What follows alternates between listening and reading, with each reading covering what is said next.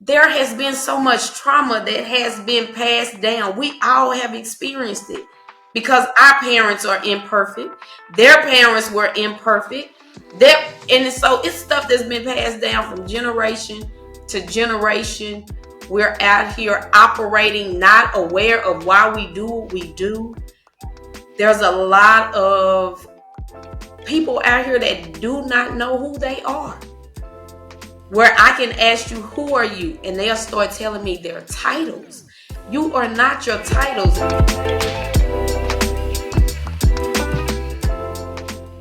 Welcome to the show. Welcome to Mommy Mogul Mastery. So today we have a very special guest, Miss Candace Tuck. I'm so excited to have you here. I have seen her doing all the things online. She's a speaker. She is a powerful force to be reckoned with. Her and her husband have a marriage ministry. So if y'all are married ladies, go pay attention. They have a podcast as well.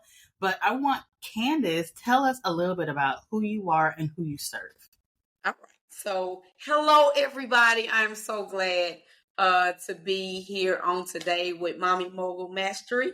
Yeah. And so, a little bit about me, as she stated, me and my husband, we have a marriage ministry called the Couples Lounge that actually started in our home and just have ventured out. It's like one of those things when God blow on it, it becomes way more than what you thought it was going to be.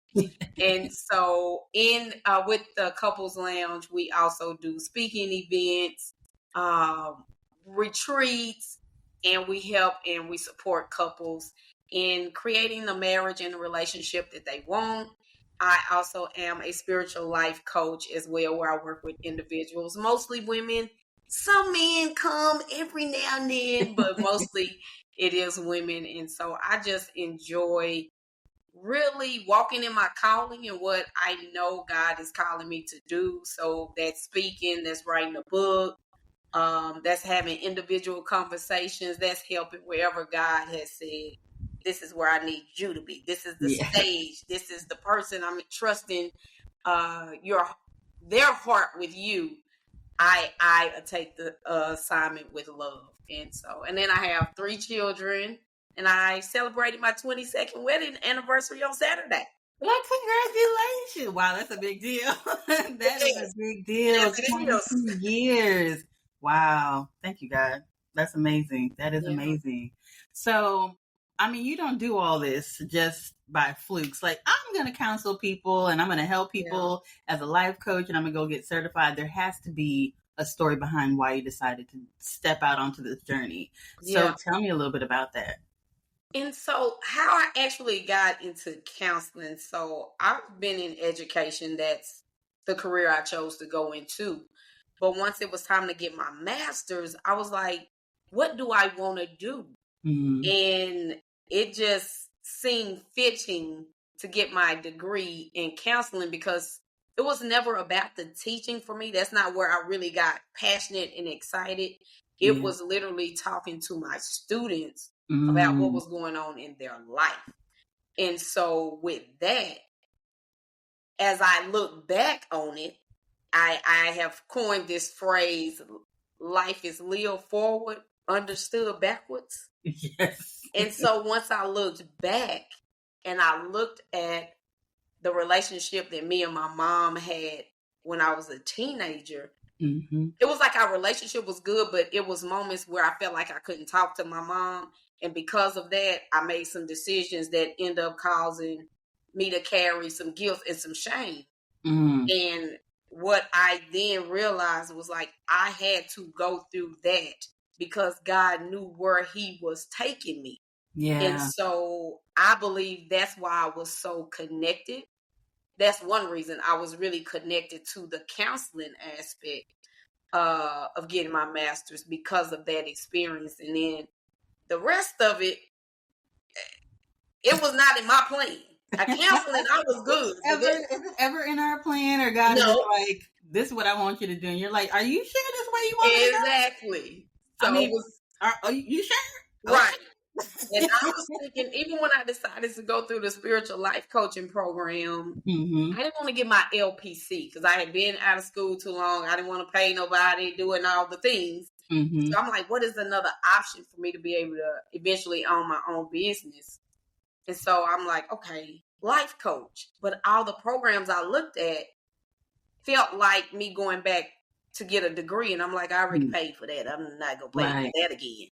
And so when I found the program I decided to go into, what was different was the spiritual aspect. And so being a girl that was raised in church all her life, I'm like, well, let's dive into what this spiritual thing is about, because I believe I've always been religious. And so the spirituality part of it spoke to me. Yeah. And so that's kind of how I ended up on that path. You know, it's funny that you say that, because, and I hope I don't offend anybody, but if I do, I'm sorry. I'm speaking my truth. Yeah. I did not realize at first when I was growing up this difference between like religion and spirituality. Did not understand. I thought like you go to church, and so we're all religious, right? Because we go to church and we say we believe in Jesus and we believe in God. And as I get older, I actually get offended when people tell me, "Oh, you're so religious." I'm like, "Ooh." Like it stings a little bit because I am so intentional about my relationship with God. Yeah. That it is very spiritual. It ain't got nothing to do with religion, like their rules and their regulations. Like, so sometimes I get a little like offended, like it stings a little. So it's just funny that you said, you know, you have always been religious, but then you realize that there was this aspect of spirituality, because that's where I feel like we thrive, is when we are really just getting to know God. Yeah. So I don't know, girl. He always shows up. It doesn't matter what we try to talk about, like, but God always finds a way to show up, and that's okay, because this is, you know, the reason why we want to make impact is so that we are doing things to push forward, changing people's lives that is positive, and hopefully that is spirit led. So yeah. So I want to ask you. You told me a little bit about how you got into doing, you know, spiritual coaching and all of that, but like, how do your clients? What is that process like when they're working with you? What's that transformation that they're getting? The transformation is really the unfolding of discovering who they are. Because we are operating literally 90 to 95% unconscious. Yeah. When we get up, we move. This is just stuff we're doing by habit, by patterns. And we never stop to think, why do I do that? What have I experienced that causes me to get upset about that? Yeah. Or for me to put up with that, for me to accept this. And when you come and you work with me, what happens is you get to be present. Yeah. And you're not just you have a time where you can sit still. It goes back to that be still. And in sessions, you get to be still and you get to really unfold. And as you are, they're really doing the work. I'm just used as a vessel to help pull it out. And so as they are talking and I'm asking probing questions, they begin to have light bulb moments. And I love when I see a light bulb moment, like because our expressions and all the things are body language. And so when I can see like, oh, like they got it, or, oh, I never realized it. And so the transformation happens is because you get to discover who you are. Yeah. And when you get to discover who you are, you show up in the world totally different. You get to be authentic. You take away the power of people trying to criticize you and talk about this, that, and the other. But once you know that is you, like, and you can actually just admit it, it's like, oh, thank you. Yeah, I know that about myself. I'm working on it. Like versus getting mad. No, I ain't. When you can accept, I am. And that's an area in which I am working on and I'm growing. You take people's power away, because some people try to use your shortcomings or your weaknesses against you. And so my clients get an opportunity to surrender, become vulnerable. And for me, all of those are strengths. A lot of times society will try to make weakness a strength. Yeah. That's pure strength. And so just to see them realize the power that they had within them that they did not know. So now as you tap into yourself, that business that I want to have, I absolutely can do it. To be a better mother, to talk to my kids, and not be offended anymore by what they say. It just helps my relationship with my kids, with my husband. When we change, Everything wherever we changed. go change. Yeah. Yeah. It's you right. So two things that you said that made me think of two stories from my life. One that you said was really when people try to direct these negative things toward you to take over or to really use it as power against you. If you know who you are, if you know you have that thing, then it can't affect you the way they desire it to. So I remember when I was still working in corporate America, I was dating this guy and he told me, you make it up in your mind. Oh, I was so mad about it. He said, you make it up in your mind what a situation is and you don't listen to anyone else, right? Like you just make up your mind about it. I was like, that is not true. I was yelling. I was acting a pure fool, slamming doors and all kind of stuff. And I was like, God, I want you to take any memory away from, right? And I didn't realize how powerful my voice was because literally for 3 months, I could not remember. I was like, dang, what that fool say? I don't remember what he said. I really could not remember, but it was plaguing me that this person had said something that I knew bothered me. I just couldn't remember what the words were. And I have a very good memory. So this is why this is shocking for me. So then I said, okay, God, well, clearly there's something from that I need to learn. So I'm asking you, bring it back, God. Please bring the memory back. And so I remembered what he said and I thought, he's so right. He was so right. I wasn't ready to hear it at the time, but he was so right. And the reason why it was weighing on me is because it didn't only impact that relationship, not that I wanted that back, but it impacted relationships going forward because it was a part of my communication. So because I was making it up in my mind, what I wanted to hear, I wasn't listening to other people, even the people that I really loved. So yes, when you realize something about yourself, people cannot hurt it, cannot use it against you. We got to learn how to take constructive criticism, even if it don't come in a package that we want it to. We have to learn, do I do that? And if I don't, then I don't. But if I do, then and it's something I want to change, and I need to sit with that. So I want the listeners to hear that sometimes people gonna say things, and it might hurt your feelings, and it might make you feel some type of way, but reflect on it. Take the meat and leave the bones. Take what you need to take. The next thing you said about being a better mother, when you are dealing with yourself and you're healing from things, it help you to be a better mother. Well, I used to spank my kids, and police don't come for me. But I got so upset one time that I was like, "Ooh, what are you doing?" Right? I had to really pull myself back. And I'm a single mom, so there is nobody else in the house to come check me if I lose my mind. And so I realized, oh no, this is not the person that I want to be. It's not the mom that I want to be. But it was because I was healing. I was going through that transformational journey, and I made a decision. I'm not going to hit my babies anymore. I'm just not going to do it. And I thought, can you really stick to this? And but it was true. So the other lesson in that is that sometimes it's not always a process. Sometimes it is a decision. And that every opportunity after that is an opportunity for you to stand 10 toes down on what you said you were going to do. So I want people to hear that. People are like, well, it's a process. I'm working on myself. Jesus knows my heart, Yeah, he also knows that you're trying to play him and you playing yourself. And Jesus knows too that you can make a powerful choice, just like you said, or a decision to stop it. A lot of that sometimes is us on that. I'm trying.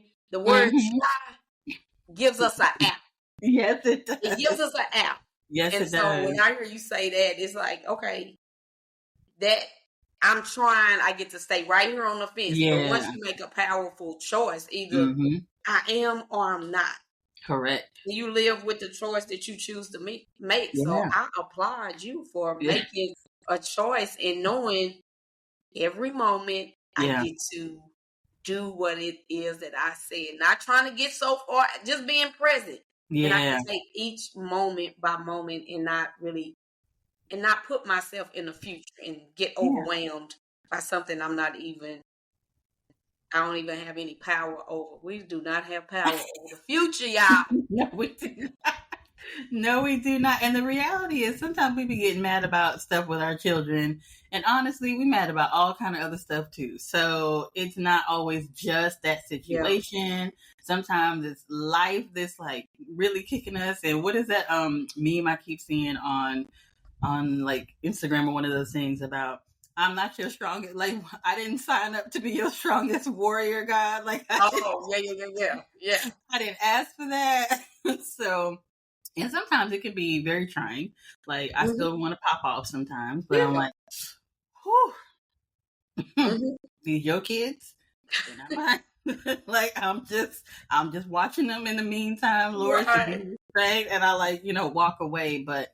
It has been a very powerful decision. It really made me realize, just as you were saying, right, how much power you have. So I think it's very important for people to work with someone because, like, I had a mindset coach, and that's kind of like what sent me on that trajectory. I don't know that I could have done that by myself.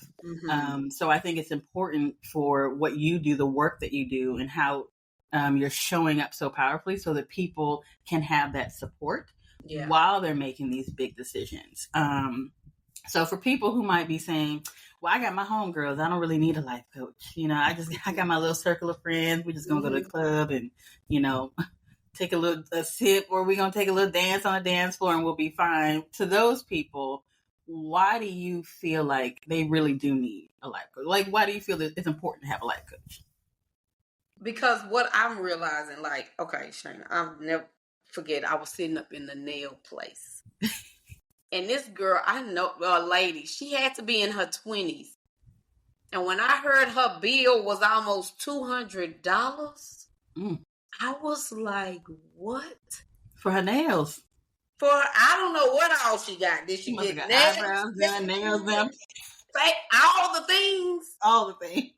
But what I want people to understand is trying to feel good internally by doing things externally, that is a temporary fix. Yeah.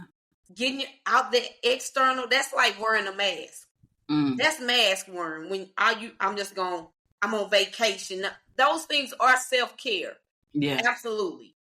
But to truly be able to show up and move through life, heal, whole, authentically, that's a different type of power. It's a different type of being. So I say everybody need counseling, a life coach at some point in their life. 3 months minimum. Yes. Because there has been so much trauma that has been passed down. We all have experienced it. Because our parents are imperfect. Their parents were imperfect. And so it's stuff that's been passed down from generation to generation. We're out here operating, not aware of why we do what we do. There's a lot of people out here that do not know who they are. Yeah. Where I can ask you, who are you? And they'll start telling me their titles. You are not your titles. And I want people to understand that, because you can lose a title. And if you are attached to that title, it's easy to find yourself in depression. Now people giving up on life. Yeah. You just get in a very dark place if you attach yourself. If all I see myself as is a wife, and me and Ramon end up getting a divorce, or he ends up transitioning, now I'm totally lost.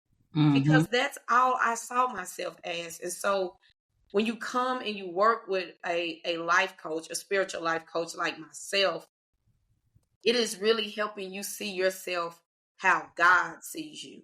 Yeah. It's that oneness with God. And when we can see ourselves how God sees us, how he created us. And like my practice is founded on Romans 12:2. And for those of you who don't know it, it is do not conform any longer to the patterns of this world, but be transformed by the renewing of your mind so you can test and prove God's will. Yeah. Good, pleasing, and perfect will. Like, we're all here on assignment. Yes. And it's a lot of people that's not moving in their calling. And so my goal, my goal and my purpose is to help you break free from family patterns, society patterns that keep you limited. So you're going to have to transform your thoughts so that you can discover what God has for you. I love this analogy or saying that I heard is that the world is God's play. It's his store. It's his toy store. And we are kids, and we can literally go in and say, "Oh, I want that. I want that. I want that." And God is like, "Okay, have fun. Have fun. You can have it." Yeah. And that is where I want people, definitely mothers and definitely wives, because we are the heart of the home. Yeah. And I forget. Oh, sorry. Go ahead. No, go ahead. There's a Bible verse, and I forget what it is, like the number exactly, but it speaks about how we can do even greater things, right? Like Jesus actually said, yeah, you can do greater things. And when I first read that, I was like, wait, okay, maybe I read it wrong. Let me read it again. Yeah. I can do even greater things than Jesus, the homeboy out here walking on water. How can I? Like, what? Because I believe you the Holy Spirit. I believe you that type of power in you. Yeah. Wow. Like, I gotta go. So oh my God, when I read, I was like, wow. So we don't even realize how powerful we are. Look at you out here changing the game, letting people know, like, you are powerful. Yes. You can do this because we really can. We really can. We can call in all the things that we want. We just, Daddy, I want it. Yeah. Come on, Sky Daddy, I need it. You know what I mean? I love you saying that we literally can call it in. And when we don't fit anybody that does not believe what she just said, then that's where I come in to challenge. Why do you think you can't? Yeah. Who taught you that you can't? Who told you that you can't? Yeah. And what happened? A lot of us lose our voice as kids. Yeah. And so we don't even realize we can ask for it because our voice is been taken away from us. Sometimes that taken away has been, it looked like this in our family. Be quiet and stay in the kids' place. What's wrong with you? Shut your mouth and go to your room. I don't want to hear all that. Go away. And so it's like, I don't matter. My voice don't matter. And then if we've had an experience of abuse or assault, our voice can be taken away like that because it's, if you tell somebody, then this is going to happen or that. And so we got to look at all the things of why or why not. Yeah. Am I not getting what it is that I desire out of life? Yeah. Listen, I have had some very challenging moments in my life. Actually, the father of my 2 kids was abusive. And I remember I was like, well, one thing I'm not going to do is have this Negro shut me up. So even as he was being physically abusive, mentally abusive, emotionally, all the things, I was still talking my junk. Like, I was just like, because that was the one thing I refused to give away. Like, even though I was being like physically broken, mentally broken, did not even recognize myself anymore. Even though like all of these things were happening, I still felt like, but I have to use my voice. Like, I cannot be quiet. I cannot be silent. And I think we don't even realize how many times in life that our voice is being taken. I think it's just kind of like this conditioning that happens over time that we don't even realize what's going on. Well, for you, can I ask, what made you not want to give up that? I felt like it was all I had left. It was all I had left, you know, like I had given so much that I was like, it was the only thing. And especially like in that one particular moment that I'm thinking of, like literally my hands were like pinned down and the person was like sitting on my chest.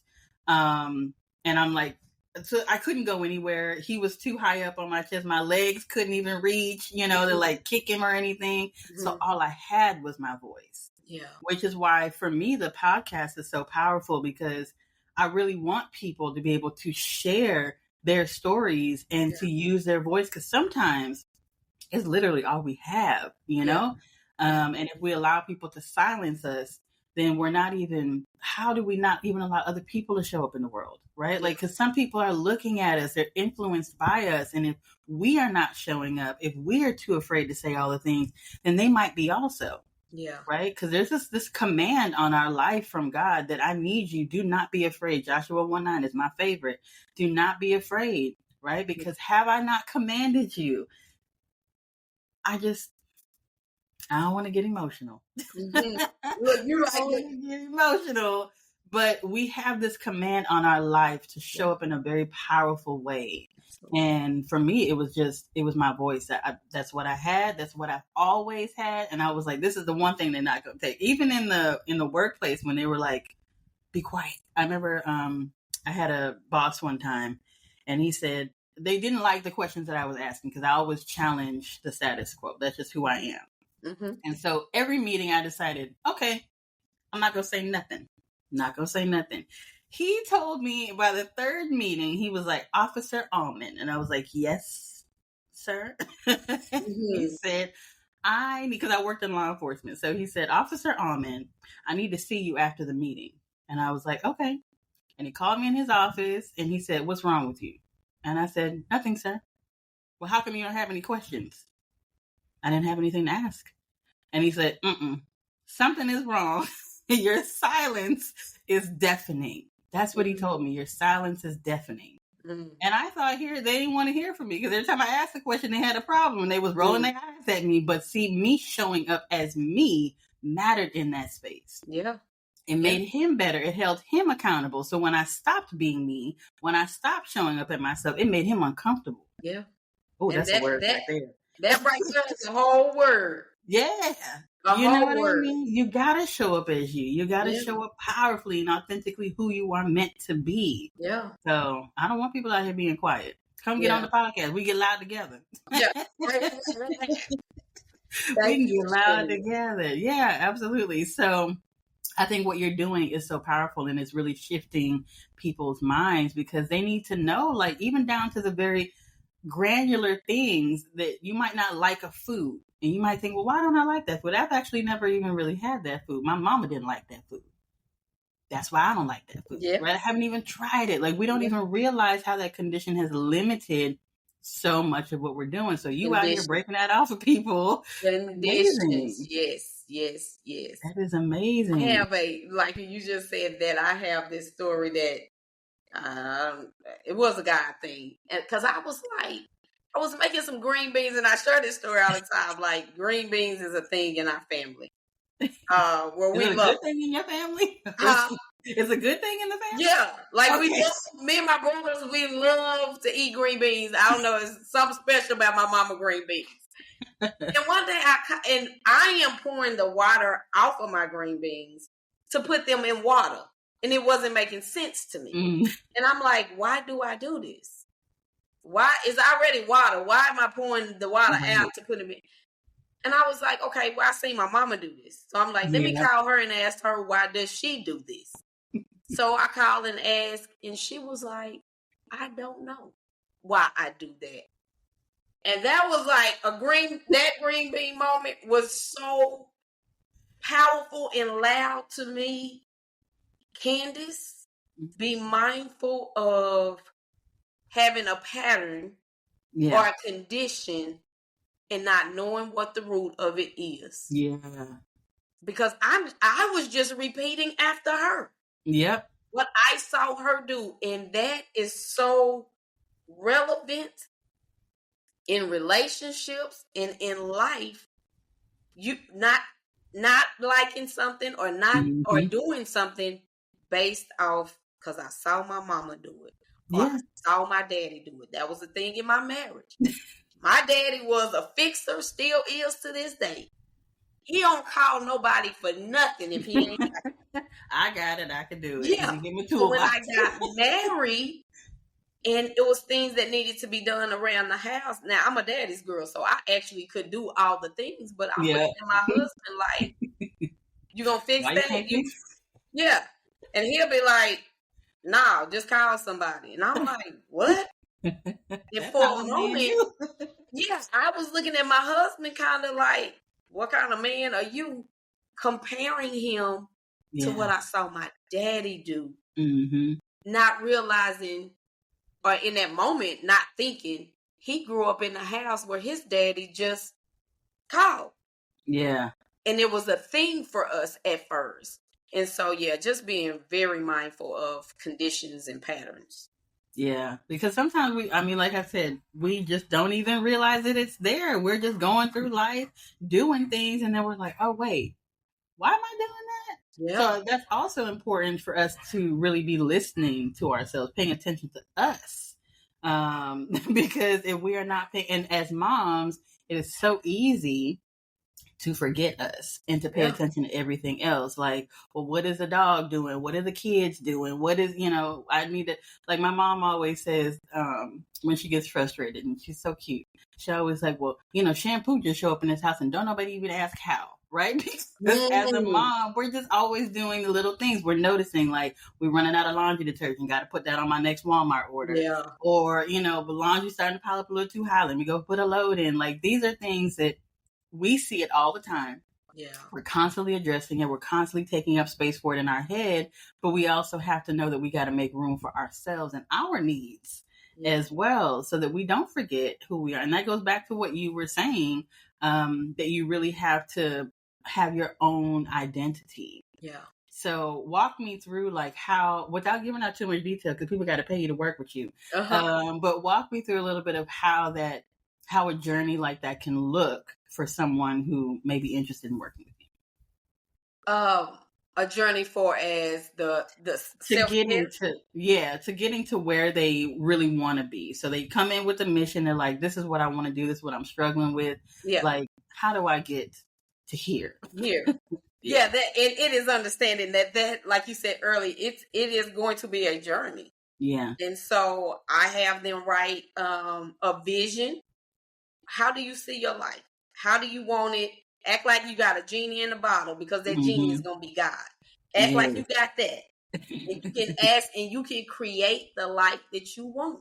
Yeah. And they create a vision. Now, when they give me the vision and when they tell me what they want, okay, now I need you to understand that I'm going to be your biggest cheerleader. I'm going to be your biggest cheerleader. But I am also called to push you. Yeah. I am also called to shine the light on anything that is going to prevent you from getting there. Mm-hmm. I ask my clients to start a spiritual practice if they do not have one. And how that looks is, okay, I'm praying daily. I have a journal that I journal in. I ask them to do it daily, but I understand that it's a process too, that you got to get used to doing it. But it is prayer, meditation, because when you sit still, you can now hear from God. Because a lot of times we just praying, we just asking, but we ain't still enough to hear the answer. Right. We're not having a conversation, which is what prayer is. It's a conversation between you and God, which means you got to shut up and let him talk. Yeah. So take a moment to sit still and meditate.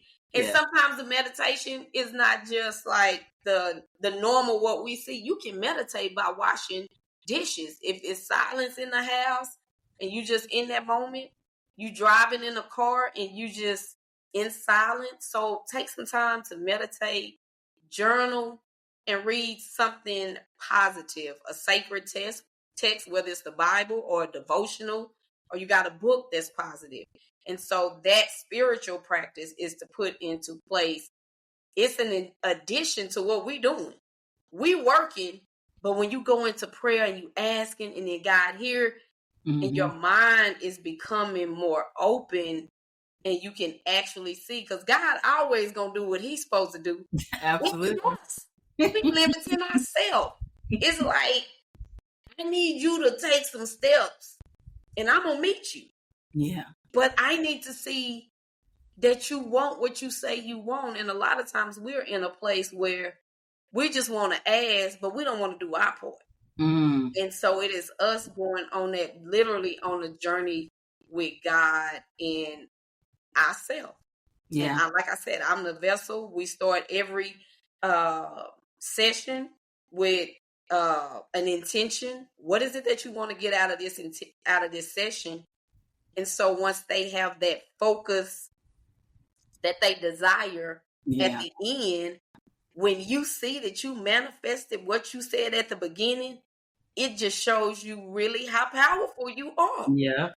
In real time, in 45 minutes to an hour, I get to see how powerful I really am if I just set the intention and know that's what I'm working towards. And then some people choose to pray as we go in. Some people I just want to take some breaths because they've been, they just want to ground themselves. And so that's the journey of getting them to what they want and telling them to be gentle. This is a process. Depending on how old you are when you come to me. Some 30, 40, 50, 60-year-old nerves. Yeah, that started in the womb. With whatever your mama was going through. Yeah, so. Wow. And so how are you doing this, like virtually with people, or is it an in-person thing? Both, maybe? I do both. So okay. In person. So anybody can work with you, like wherever they're in the world. Yes. Okay. Yes. And you don't, is it like, do you just do primarily, I know you said you mainly attract women. Sometimes you sprinkle some men in there. But is it geared towards anyone specifically, or is it just you're at a certain place in your life and it's time you come work with me? Okay. Yeah. And what does that look like? So what place could they be in so they can identify those who are listening, so they can say, oh snap, she's talking about me. Well, what is that? A place where I realize I want more from my life. I realize that I need to heal. I don't like what I feel when I'm with me. Yeah. Oh. Because so many times we can allow distractions and that's what I think was the powerfulness of COVID. COVID made everybody sit down. Yes. We're not moving. We're not going nowhere. Sit down. Yeah. Get still. And in that moment, you got to see it's some stuff going on within me that I don't like how I feel. We was able to sit with our spouses that we were able to normally, I'm out, you out, we ain't got to sit with each other. Oh. Like, I love you. Bye-bye, but we're not really talking about anything. But now we together and we don't have a conversation game. Now we together and I'm realizing, we are farther apart. I don't know who you are. I'm not even liking you right now. So what is here? You breathing too loud. Snoring. Things. Because y'all been moving like ships in the night. Yeah. And ain't been seeing each other. So somebody who is just ready to take their life to another level, because it's always another level, because we are constantly evolving. That's just how God created us to be. Maybe they tired of wearing a mask. I'm tired of putting on. I'm tired of being a people pleaser. I'm tired of saying yes when I really want to say no. I heard somebody say something the other day. Either it's a hell yes or it's a hell no. Yeah. Right? Like, you just have to look at things very polarized like that. If you're on the fence like, I don't know, then it's a no. Yeah. It's a no. If you're having that many reservations, it's a hell no. I was like, you know what? That's a good way to look at it. So, yes. And I would say in marriages or relationships, when you are realizing that y'all communication is not good, we arguing about everything, or you see something that like this has to shift, and we have been trying and we can no longer do this by ourselves. And it's an understanding that it's okay that we can't do life by us. That's okay. That God made us relational people. Yes. So yes, let's get some support. Let's go to somebody that has some skills and some tools and that has lived the thing and that God has created to do this. Yeah. Yeah. And so, yeah, I'm gonna reach out, because what I can tell all of my clients and what I have realized is the people that sit before me are me. They are either where I have been, Yeah. or maybe even something I'm moving through right now. And Yeah. that goes back to testimony. Mm-hmm. See, I got a testimony equipped with Yeah. skills and tools. And so let me support you. Yeah. You know, and I'm one that I am a constant learner. So it was like, once I went through my spiritual transformation moment, it was just like, oh, I gotta keep getting this. Yes. Keep discovering who I am and who God Yeah. is. I have to. And Yeah. so that's I just want to see people operating in peace, love, and joy. Yeah. That's Yeah.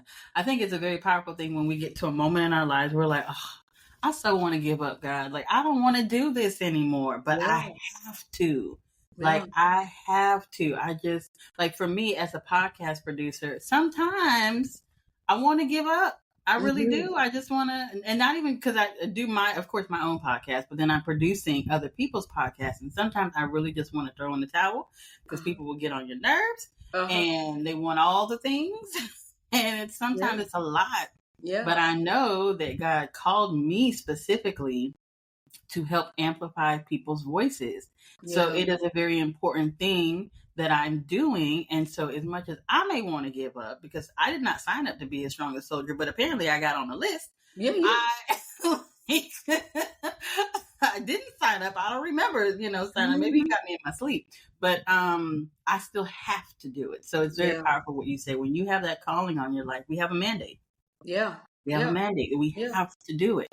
And then, ultimately it fills you up when, somebody's, like for me, when someone's podcast goes out, or for you, when you see that light bulb moment and they're like, oh my gosh, I am powerful. It like lights you up and you're like, okay, there it goes, God. I see what you did. I can rock with it. See what you did there, Yeah. Okay, I like it, God. Okay, thank you. Thank you for choosing. Right. You can take me off the other list, but you can keep me on this one. Yeah, look, it's all part. As you was just sitting here talking, because I know some people might say, well, if you love to do it, why you feel a certain way about it? It's all a part of growth. It is understanding we are spiritual beings having a human experience. And so we may have those moments, but those are human moments, and it does make us literally tap back into God. Like, yeah. Because if it was all smooth sailing and everything was great, we'd be like, I got this. Like, exactly. We'll be taking all the credit. Take a break. Go chill out with somebody. I got this. No, we need help. And it's not necessarily just the work. Sometimes, like, managing a business itself is hard. Mm-hmm. And so sometimes it's just easier, like, man, if I just got a regular job, like a 9 to 5, I would be off at 5 o'clock. I can say, deuces to these people and I can go about my business. So it's just business sometimes will challenge you.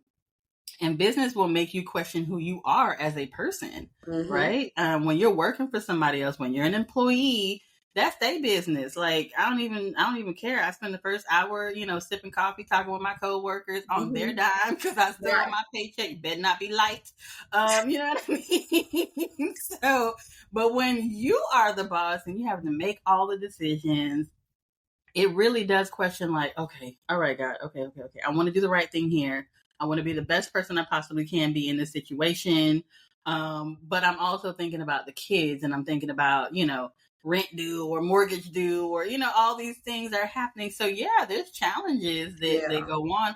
As you say, we are like spiritual beings having a very human experience. Okay. Because even Jesus wept. Let's not forget. Even Jesus wept, and he loved what he was doing. He was called to do this, but it don't make it easier. You do question yourself. So everybody's on a very particular journey. And people who are entrepreneurs clearly are not 100% right in the head, because taking this on is not easy. But so this a special person. Well, there's also like people who become police officers. That's a special kind of a person, right? Who will run towards the danger. We all look at them like they're crazy too. Like, are you serious? Like, or firefighters. So everybody just has their thing that they are called to do, that they are uniquely built for. Anyway, but I want to ask you, so all this, we're talking about like being an entrepreneur and how it can be challenging and all of that. You own multiple businesses, right? Because you and your husband have the ministry together, and then you have your practice, and you're doing all that while raising these 3 beautiful babies. So walk me through, like, how are you balancing all the things? Woo! Look, I would say, as you say, as entrepreneur, I kept trying to pass it off to like, I need your help, man. But yeah, that's neither here nor there. And so what I just have had to learn to do is to make sure that I make quality time with my kids. Yeah. Although my kids are older, well, me and Mom, we've been doing this for like 8 years. So they were younger when we got started. But it was just making sure that you didn't miss those important moments. We just really started picking up since they kind of was in high school, where we started traveling to speak and doing all the things. And so it is really just making sure that I have moments where I go to my kids' room and I might just sit on the floor and let's talk. Or sometimes they'll come into the office, and whenever they come into the office, I'm going to stop, because if you're in here, I don't care if you just in here. Well, first when they come in, it's like, what's up? And then it's like it's like, okay, undivided attention at this moment because they are in here. Sometimes my daughter, she'll just come in here. She a junior, well, about to be a senior. She'll come in here and she'll just be on her phone. And so as she on her phone, if she tell me she don't have anything to talk about, then I'll go and just let us just be. But I think in those moments, it is really staying true as a business owner, because you can be all over the place. For one, being intentional, but 2, follow your Holy Spirit. Because sometimes for me, I can be sitting here and my kids are popping my mind like, you've been in this office for 2 hours. Where your kids? I'm like, get up. Yeah. So it's honoring that and knowing this gonna be here. Yeah. And so it is, and just like I said, being intentional, doing family trips, finding the balance, because they are teenagers. They ain't too much to be like, nah, do your thing. Like, leave me alone. Mine, I have a 12 and a 13-year-old, and they're just kind of doing their own thing. Like, if I sit in their space too long, they're like, you need something. And it's important to sit in their space. Oh, yes. Yeah. Sometimes, like, my daughter could probably be in her room all day, but I'll just go and I'll, like, push the door open. I'll just stand there. Yeah. She's like, you good? Yeah, you good? Yeah.